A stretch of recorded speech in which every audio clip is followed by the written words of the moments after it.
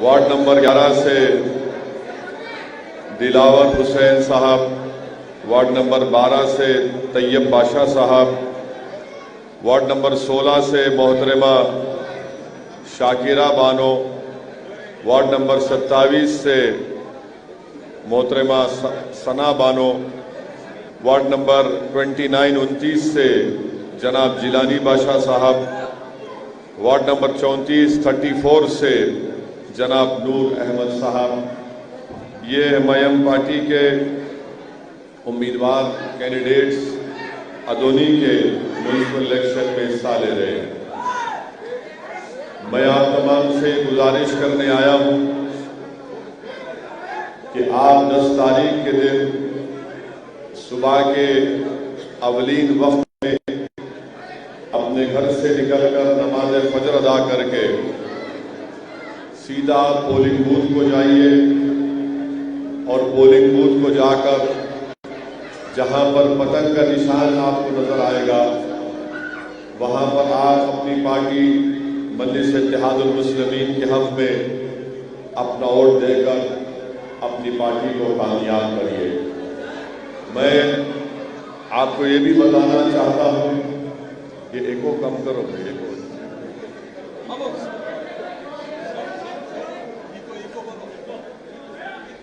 मैं आपको जुमे की नमाज के बाद कल होना कराने का प्रोग्राम था,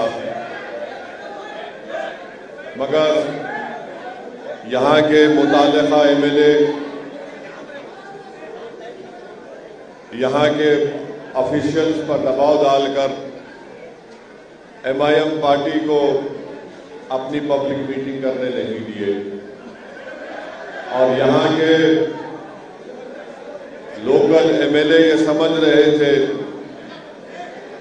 कि जुम्मे की नमाज के बाद अगर एमआईएम पार्टी को जलसा करने का परमिशन नहीं मिलेगा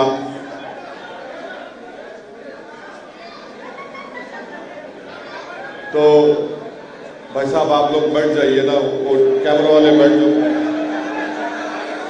पूरे बैठ जाओ, आप लोग भी बैठ जाओ।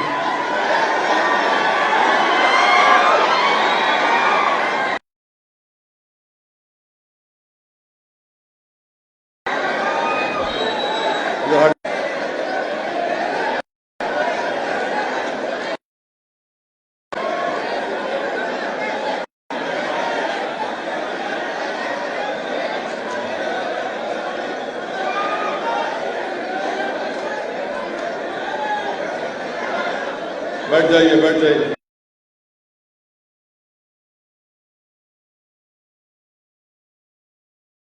बैठो बैठो बैठो।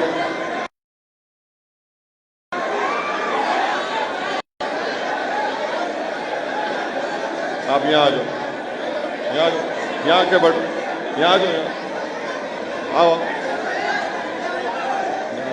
यहाँ आ जाओ, बैठे तो यहाँ।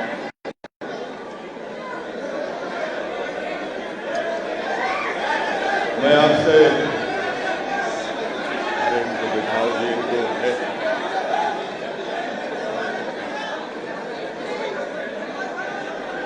मैं आपको ये बता रहा था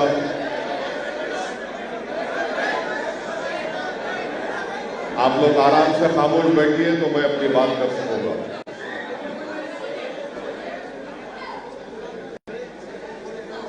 बैठ जाओ बाबू, बैठ।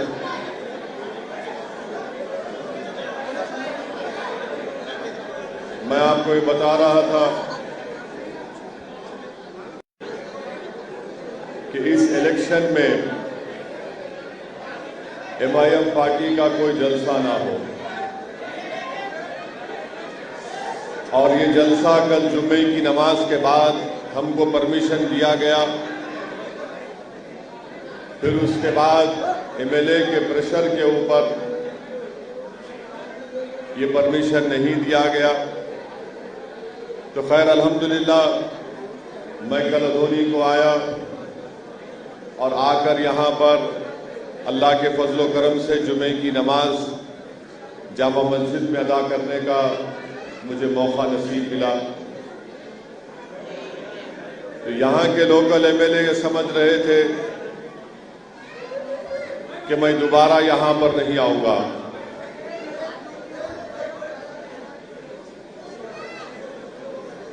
एक मिनट, हम दोबारा परमिशन लिए और आज यहाँ पर एक शादी खाने में हजरत पुलिस ने हमको ये कहा कि शादी खाने में करो।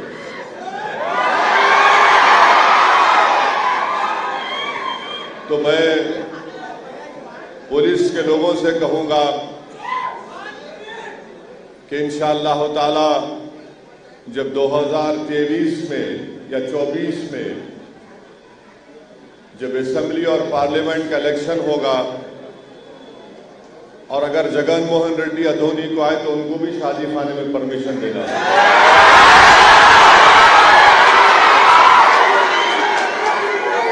अगर चंद्राबाबू नायडू भी आएंगे तो उनको भी यही देना पड़ेगा, क्योंकि जगन मोहन रेड्डी में, चंद्राबाबू नायडू में, असदुद्दीन ओवैसी में कोई फर्क नहीं है, सब बराबर हैं।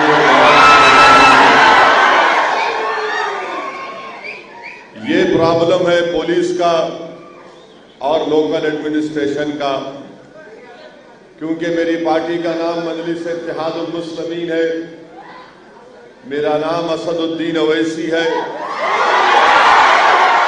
तो वो लोग ये समझते हैं कि अधोनी शहर में परमिशन नहीं देंगे, बाहर किसी एक शादी खाने में परमिशन देंगे।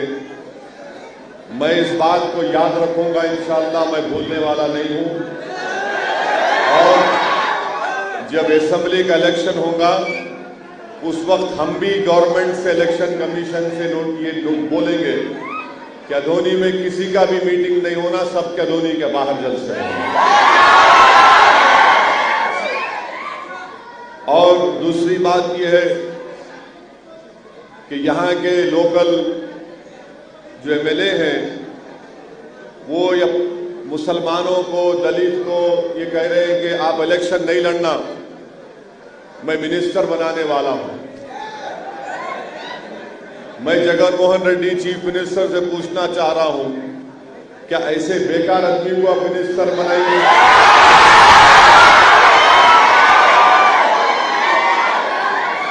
बेकार आदमी, काम का ना काज का। तो इन्हों क्या किए, टीडीपी के कितने 10 को विड्रॉ कराए, तेलुगु देशम पार्टी के 9 कैंडिडेट को विड्रॉ करा लिए। उनको कोई एक को 2 गुलाब जामुन दिए, एक को 7 गुलाब जामुन दिए, एक को 10 गुलाब जामुन दिए। हमारे पास आके बोले तुम्हारो कितने गुलाब जामुन होना? हम बोले हमारे को एक भी नहीं होना। तो एमएलए बोले क्या खाते? हम बोले तुमको खाते। तो इनको ये आदत हो गई।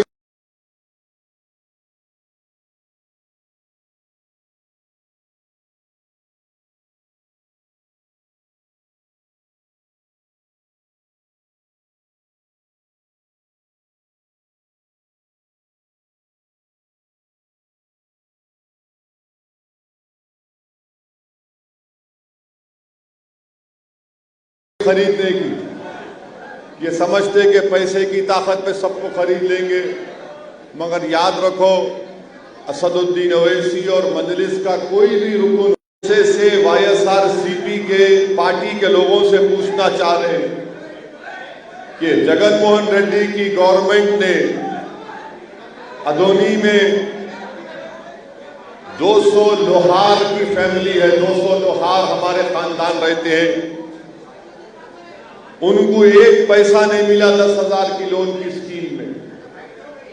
मैं जगन मोहन रेड्डी से पूछना चाह रहा हूं कि गवर्नमेंट ऑफ इंडिया की तरफ से एमएसडीपी का प्रोग्राम है, मल्टी सेक्टरल डेवलपमेंट प्रोग्राम, उसके तहत अधोनी में आईटीआई के लिए पैसे दिए गए, आईटीआई की बिल्डिंग बन गई। वाईएसआरसीपी गवर्नमेंट अधोनी में माइनॉरिटीज का आईटीआई का कॉलेज क्यों नहीं शुरू करती, परमिशन क्यों नहीं देती उसको? बिल्डिंग बन के तैयार है मगर उसको शुरू नहीं किया जाता। तीसरी बात यह है कि ईदगाह है, 25 साल से ईदगाह में नमाज नहीं पढ़ने दे रहे, ये सेकुलरिज्म है आपका। और यहां के वाईएसआरसीपी के एमएलए ये प्रोग्राम बना रहे कि ईदगाह को डिमोलिश करेंगे। मैं आंध्र प्रदेश के चीफ मिनिस्टर से अपील कर रहा हूं कि अधोनी की ईदगाह को डिमोलिश मत करो आप। अगर आप ईदगाह डिमोलिश करेंगे, अल्लाह आपकी पार्टी को, आपके पावर को डिमोलिश कर देगा।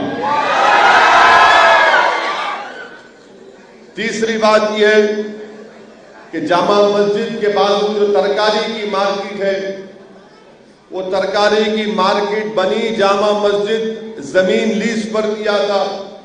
अब यहां पर वाईएसआरसीपी के लोग उस तरकारी मार्केट को खत्म करके वहां पर पार्किंग लॉट बनाना चाह रहे। क्या अधोनी में गवर्नमेंट की जमीन नहीं है जगनमोहन रेड्डी साहब के, जहां पर आप पार्किंग लॉट बनाएं? हमारी मस्जिद के बाजू तरकारी की मार्केट को हटाकर पार्किंग लॉट बनाएंगे, ये कौन सी हिमाकत है? हम चीफ मिनिस्टर आंध्र प्रदेश से डिमांड करते हैं कि जामा मस्जिद के बाजू तरकारी मार्केट को नहीं हटाना, वहां पे पार्किंग लॉट नहीं बनना। पार्किंग लॉट बनाना है तो आप गवर्नमेंट की जमीन लेके बनाओ, तरकारी की मार्केट क्यों हटाएंगे आप? एक गरीब आकर वहां पर अपनी तरकारी को बेचता है, चाहे वो हिंदू हो, मुसलमान हो, दलित हो, आप तरकारी की मार्केट को हटाने की बात कर रहे हैं। चौथी बात यह है, मैं वाईएसआरसीपी पार्टी से पूछना चाहता हूं कि यहां पर अधोनी में उर्दू कॉलेज और स्कूल की बिल्डिंग, उर्दू कॉलेज और उर्दू स्कूल की बिल्डिंग 2019 में से तामीर हो रही, अब तक खत्म नहीं हुआ। अच्छा, ये शादी का दुल्हन का तोहफा एमएलए को लाके दिलाओ, बोलो ना। तेलुगु देशम के कैंडिडेट को विड्रॉ करा के किसको 3 गुलाब जामुन, 5 गुलाब जामुन, 10 गुलाब जामुन खिला रहे। आप माइनॉरिटी मुस्लिम बच्चियों को दुल्हन का तोहफा दो, आपकी गवर्नमेंट है, आपका चीफ मिनिस्टर जगनमोहन रेड्डी है, आप जाके लड़के दिलाओ, वो काम नहीं करेंगे। फिर वक्फ बोर्ड का चेयरमैन स्पेशल ऑफिसर तक भी नहीं है। और एक अहम बात कि यहां पर 4% रिजर्वेशन है। यकीनन 4% रिजर्वेशन देने में एमआईएम पार्टी का भी बहुत बड़ा रोल रहा। मैं पहले भी कहूं, आज भी कह रहा हूं कि उस वक्त के आंध्र प्रदेश में और अभी तेलंगाना में जो 4% रिजर्वेशन है आंध्रा तेलंगाना में, इसमें लेट वाईएसआर राजशेखर रेड्डी का बहुत बड़ा रोल था, इसको यकीनन मानना पड़ेगा। मगर अब जगनमोहन रेड्डी चीफ मिनिस्टर है, 4% रिजर्वेशन मुस्लिम माइनॉरिटी को है। आप बताइए कि कितनी नौकरियां मुसलमानों को दी आप 4% रिजर्वेशन में? चपरासी की नौकरी भी यहां पर मुस्लिम माइनॉरिटी को नहीं मिलती। इसीलिए हम गवर्नमेंट से पूछना चाहते हैं कि आप ये काम क्या करें, किस बुनियाद पर वाईएसआरसीपी अधोनी में अपने कैंडिडेट्स के लिए वोट देने का डिमांड करती है? अच्छा, इंटरमीडिएट उर्दू कॉलेज आपको चाहिए नहीं चाहिए, बोलो आप? कौन रोक रहे उसको? जो गुलाब जामुन खिलाए तेलुगु देशम को नहीं रोक रहे। 2 गुलाब जामुन, 10 गुलाब जामुन खिलाए, इंटरमीडिएट उर्दू कॉलेज क्यों सैंक्शन नहीं करते? मगर लोकल यहां पे वाईएसआरसीपी के लोग उसको रोक रहे। अच्छा, गर्ल्स हॉस्टल की बिल्डिंग है, 2nd फ्लोर का काम खत्म ही नहीं होता, चल रहे से चल रहा, चल रहे से चल रहा, कब खत्म होता नहीं मालूम, 10 साल में या 5 साल में। और फिर शाही ईदगाह है, 270 साल पुरानी शाही ईदगाह है, 2 साल पहले बारिश में डैमेज हो गया। ये वाईएसआरसीपी की गवर्नमेंट क्यों नहीं उसको कंस्ट्रक्ट करी? तेलुगु देशम के आप कैंडिडेट को गुलाब जामुन देके विड्रॉ कर लिए। हमारी 270 साल पुरानी ईदगाह बारिश में खराब हो गई, उसको आप डैमेज हो गई, उसको नहीं करते। हमारे को कब्रिस्तान की जमीन होना है, कब्रिस्तान की जमीन नहीं देते, तरकारी मार्केट की जमीन लेके पार्किंग लॉट बनाना चाहते। ये कौन सा इंसाफ है वाईएसआरसीपी का? हमारी तरकारी की मार्केट की जमीन जामा मस्जिद की, वहां पार्किंग लॉट बनाएंगे, मगर गिरेबियाट की जमीन गवर्नमेंट से नहीं देंगे। तो इसीलिए शादी महल फाउंडेशन डाल तो दिए वाईएसआरसीपी वाले, खाली पत्थर लगा दिए फाउंडेशन, मगर कुछ दिखता ही नहीं वहां पे, बनता ही नहीं वहां पे। तो इसीलिए मेरी आप तमाम से गुजारिश है कि 10 तारीख के दिन आप अपना एक वोट मजलिस-ए-इत्तेहादुल मुस्लिमीन के हक में इस्तेमाल करिए। 10 तारीख के दिन निकलकर मजलिस के पूरे कैंडिडेट्स को आप कामयाब करिए। क्यों कामयाब करना है? आपके सामने रखा हूं कि ये प्रॉब्लम है, ये प्रॉब्लम को हल करना है। दूसरा, आपने 5 साल पहले एमआईएम के कैंडिडेट्स को वोट देकर कामयाब किया।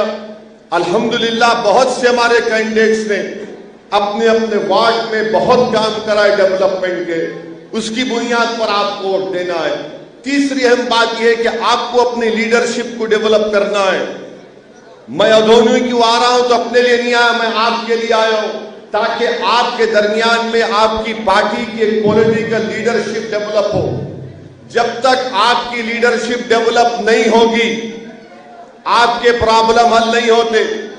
असेंबली का इलेक्शन, पार्लियामेंट के इलेक्शन में बात सही है कि एमआईएम पार्टी ने आप तमाम से अपील की थी कि आप अपना वोट वाईएसआरसीपी को दीजिए।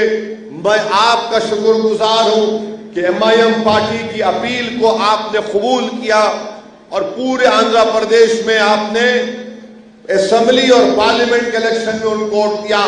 ये म्युनिसिपल इलेक्शन है, मैं आपके दरमियान में खुद आकर आपसे अपील कर रहा हूं, गुजारिश कर रहा हूं, इल्तिजा कर रहा हूं कि अब के बार आप जहां कहीं एमआईएम पार्टी के कैंडिडेट खड़े हैं, पतंग के निशान पर बटन दबाकर आप एमआईएम पार्टी को कामयाब करिए। अब अगर कोई वाईएसआरसीपी का आदमी ये कह रहा है कि एमआईएम पार्टी की हमारे को जरूरत नहीं है, मैं वाईएसआरसीपी के लोगों को बता रहा हूं, आप अपना तरीका बदलो। ये सही तरीका नहीं है।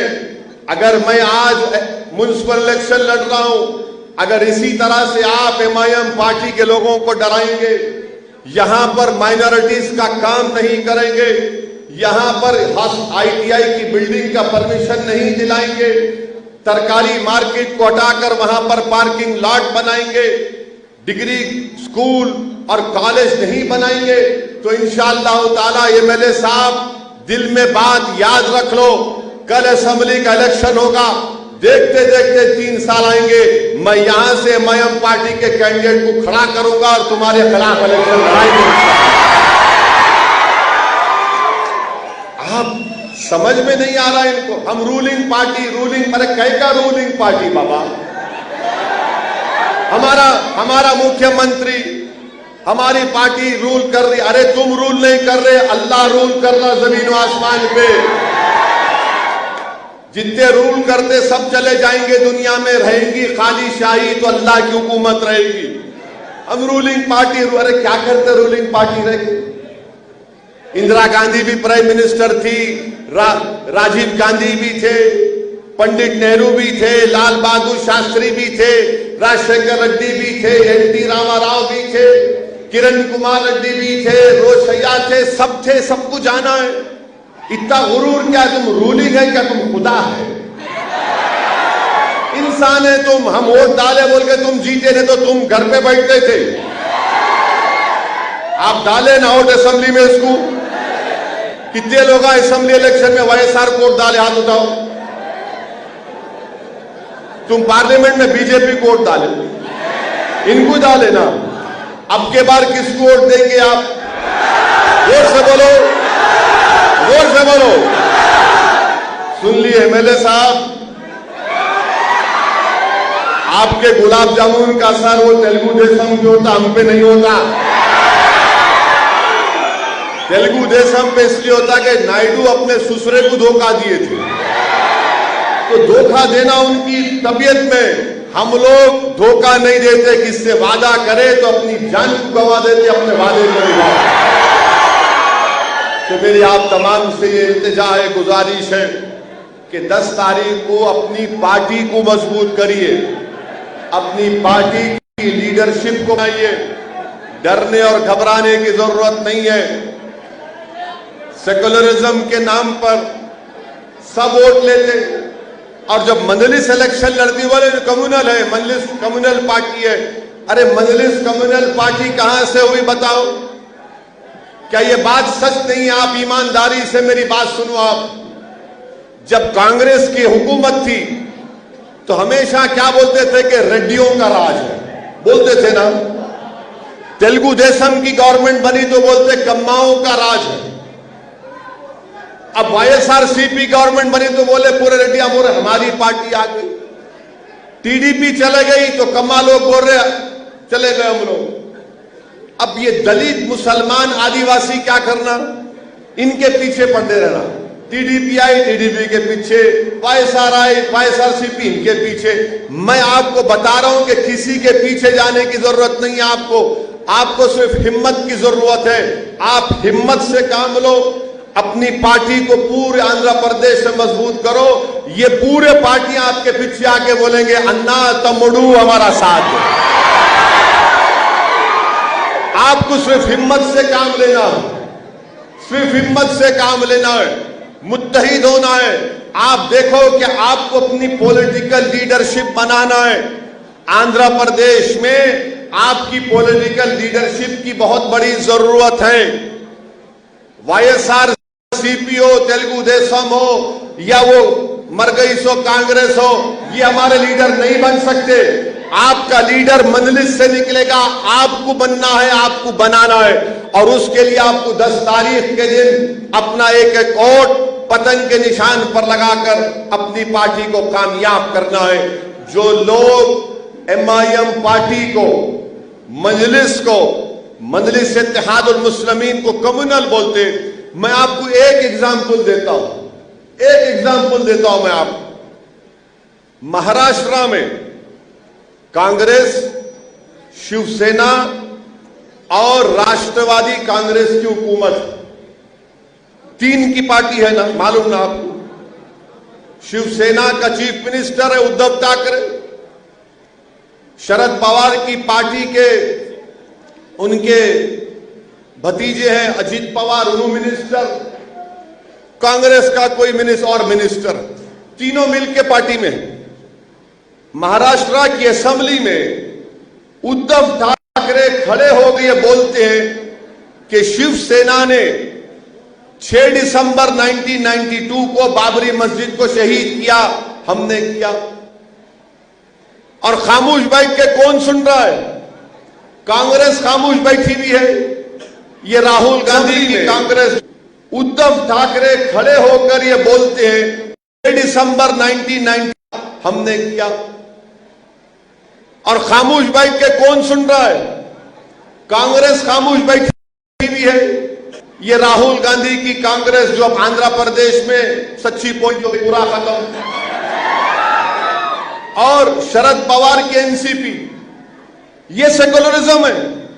महाराष्ट्र के मुसलमानों से शरद पवार भी वोट लिए, महाराष्ट्र के मुसलमानों से कांग्रेस भी वोट ली, मगर चीफ मिनिस्टर इन उद्धव ठाकरे शिवसेना को बनाकर वो उद्धव ठाकरे महाराष्ट्र की असेंबली में कह रहे कि हमने बाबरी मस्जिद को शहीद किया।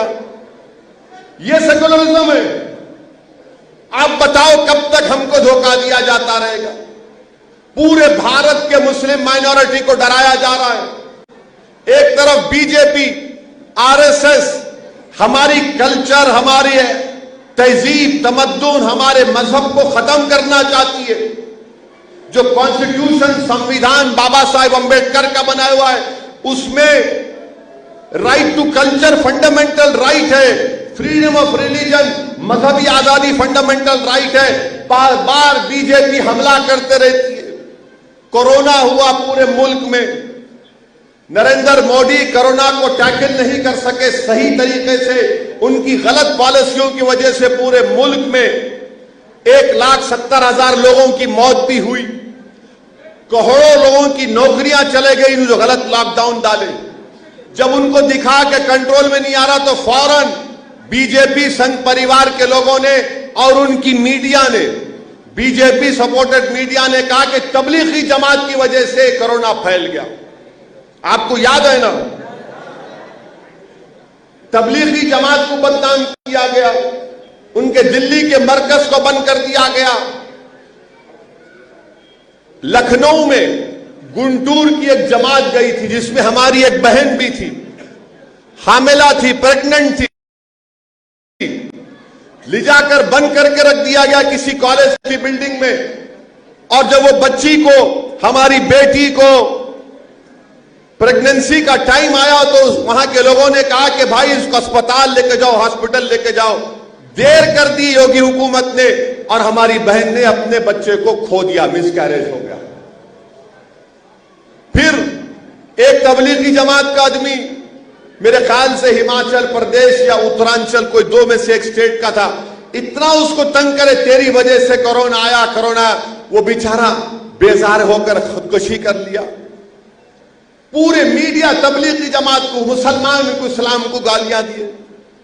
कौन उठ के खड़े होकर बोला कि नहीं, कोरोना तबलीगी जमात की वजह से नहीं फैल रहा, ये तो दुनिया में हर जगह फैल रहा है। मंजलिस ही थी जिसने टीवी चैनल में जाकर, मंजलिस ही थी जिसने जलसों के जरिए हमने कहा हम इसका कंडेम करते। बीमारी का कोई मजहब नहीं होता। क्या डायबिटिक्स मुसलमानों में है, दूसरों में नहीं है? ब्लड प्रेशर क्या खाली मुसलमानों में, दूसरों में नहीं है? हार्ट की बीमारी, किडनी की, सब में होती है। मगर ये बीजेपी ने कह दिया कि कोरोना तबलीगी जमात मुसलमानों से फैल गया। मंजलिस ही थी जिसने कहा कि बीमारी का कोई मजहब नहीं होता, मगर बीजेपी और आरएसएस के लोगों ने कह दिया कि कोरोना ने कलमा पढ़ लिया, अशहदु अल्ला इलाहा इल्लल्लाह व अशहदु अन्ना मुहम्मद रसूलुल्लाह। कोरोना को इस्लाम से जोड़ दिया। क्या वाईएसआरसीपी के लोग बोले तबलीगी जमात की तारीफ में? पूछो आप, अपने दिल पे हाथ रख के सोचो आप, कौन सी पार्टी थी जब कोरोना में मुसलमानों को बदनाम किया जा रहा था तो तमाम ये सेकुलर पार्टियां मुंह बंद, जबान बंद, खामोश बैठे हुए थे। एक ही पार्टी थी जो बोल रही थी, उसका नाम मजलिस इत्तेहादुल मुस्लिमीन। आज अल्लाह का फजल व करम है कि अल्लाह ने बता दिया कि कोरोना फैला तो ये बीमारी सब में फैली, एक के बाद एक पूरे केसेस खत्म हो गए। सब केसेस झूठे साबित हुए, मगर मकसद क्या था कि नाम लो तबलीगियों का और बदनाम करो इस्लाम और मुसलमानों को। नफरत पैदा कर दो पूरे देश में मुसलमानों के खिलाफ कि दाढ़ी वाले, ये कुर्ता पैजामा पहनने वाले, ये बुर्का पहनने वालों की वजह से कोरोना फैल गया। ये सब झूठ था। किसने आवाज उठाई? पूछो आप। एक तरफ बीजेपी ये काम करती है, CAA का कानून आया, पूरे पार्लियामेंट ने देखा, दुनिया ने देखा कि किसने खड़े होकर बीजेपी के 300 MPs के सामने कहा कि CAA का कानून भारत के संविधान के, भारत के कॉन्स्टिट्यूशन, भारत के आईन के खिलाफ है। हमने उठकर खड़े होकर कहा कि मजहब के नाम पर आप कानून नहीं बना सकते। सिटीजनशिप का कानून आप मुसलमानों को उससे मुस्तस्ना नहीं रख सकते, मुसलमानों को एक्सक्लूड नहीं कर सकते। किसने बीजेपी के 300 MPs के सामने खड़े होकर यह कहा कि जिस तरह महात्मा गांधी ने उस वक्त के सफेद फार्म साउथ अफ्रीका के कानून को फाड़ा था, मैंने भी पार्लियामेंट में खड़े होकर उस कानून को फाड़ दिया और कहा यह कानून कॉन्स्टिट्यूशन के खिलाफ। क्यों किया मैं ये?